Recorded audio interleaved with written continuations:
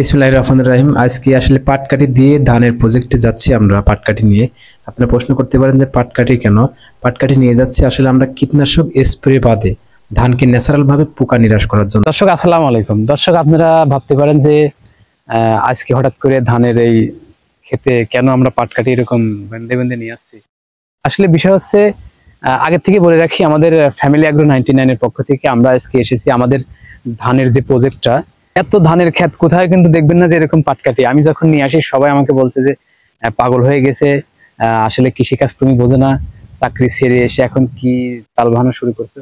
আসলে সবাই কিন্তু আপনার কীটনাশক স্প্রে করছে, আর আমি চাচ্ছিলাম যে আমি কীটনাশক স্প্রে করব না। এই পাটকাঠির মাধ্যম দিয়ে যে পোকাগুলো আছে এখন ধানে, ফড়িং পোকা যেটাকে বলে, ফড়িং পোকা, অ্যাফিডিক পোকা, এই পোকাগুলা বেশি।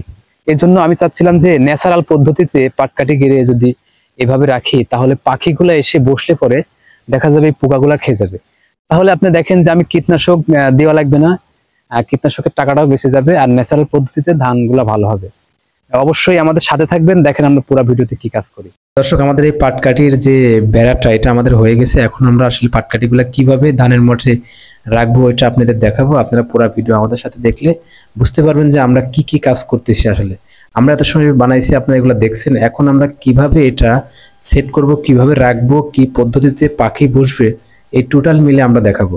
আপনারা অবশ্যই আমাদের ভিডিও পুরোটা দেখবেন। আশা করি আপনারা এটা দিয়ে উপকৃত হবেন।